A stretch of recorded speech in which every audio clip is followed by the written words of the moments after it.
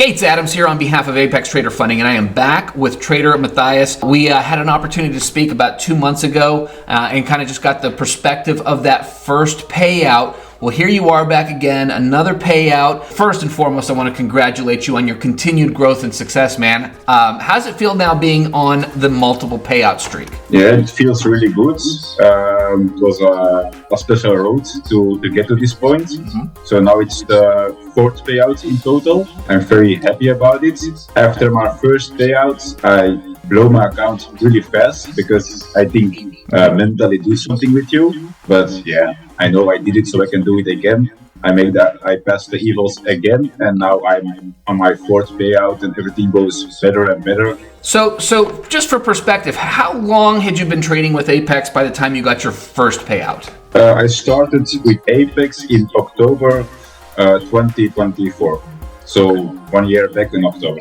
So really just a couple of months. Okay. Now, and then you blow that account. I see this happen all the time. We start to think that we're bulletproof and we have it down and we start making a little bit less focused decisions, I think is very common. But from there, you immediately passed another evaluation or evaluations and have since gotten 3 payouts. I mean, aside from just the skill development, when you got that first payout, getting 2, 3, and 4 seemed to happen in very rapid succession.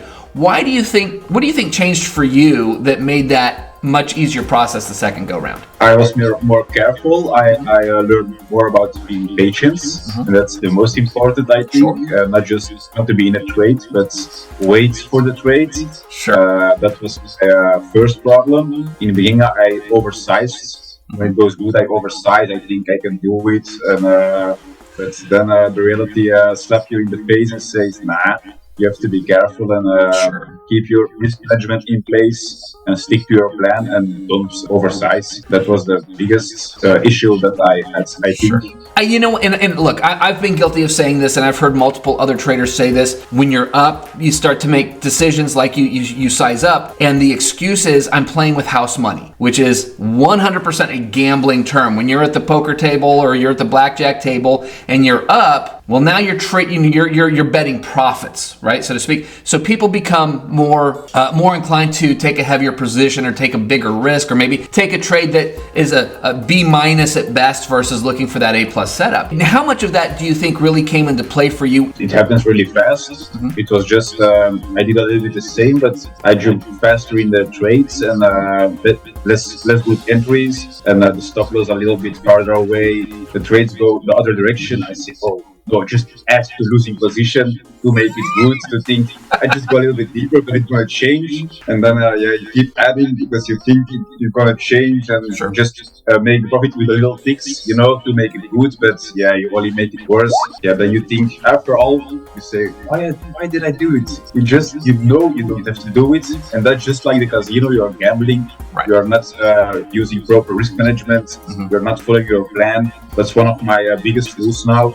Don't add to a losing position because you hope you're going to change the direction. That was the biggest thing that my problem was, I think. As we make the same mistakes maybe we made 3 months ago, 6 months ago, or whatever the case may be, but we now made it in the context of, I just got paid out. I thought I was doing really well. Maybe those lessons stick a little bit more under those circumstances because it's sort of humbling. It's just a reminder that, look, I just got a payout. Doesn't mean I'm bulletproof. I think it's just a great lesson there that hopefully somebody has an opportunity to watch this, get that first payout, and maybe take a beat before they start sizing up and really build a buffer if that's really where they want to go before they make decisions like that. So at this point, lessons learned, 3 more payouts, behind you. You're continuing to move forward and grow and develop. Where do you go from here? What's the next step for you? I'm now busy with making more PA accounts. Okay. So my goal is to have 20 PA accounts, not too big. If you make a little bit with the copy trader and copy them all,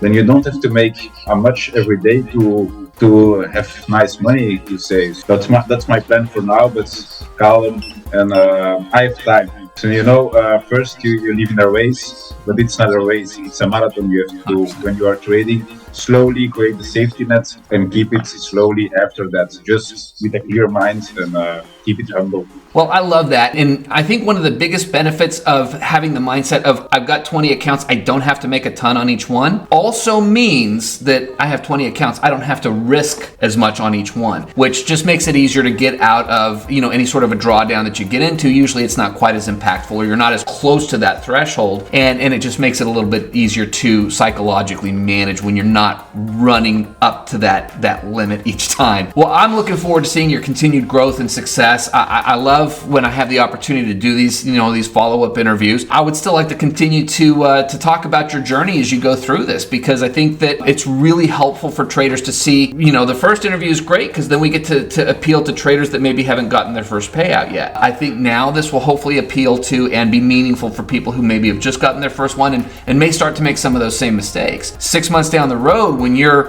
hopefully significantly further along financially, I'd love to be able to show what that looks like. So let's continue chatting and let's continue to document this journey as we go, if that sounds good to you. Yeah, perfect. That's perfect. Yes, sounds good. Awesome. Well, Matthias, once again, thank you so much for your time. Always a pleasure to chat with you. I look forward to the next time. Yeah, thank you, and thank you for having me. It's always great at Apex, so Apex is the best. Well, I appreciate that. We look forward to chatting soon, man. Okay, thank you very much.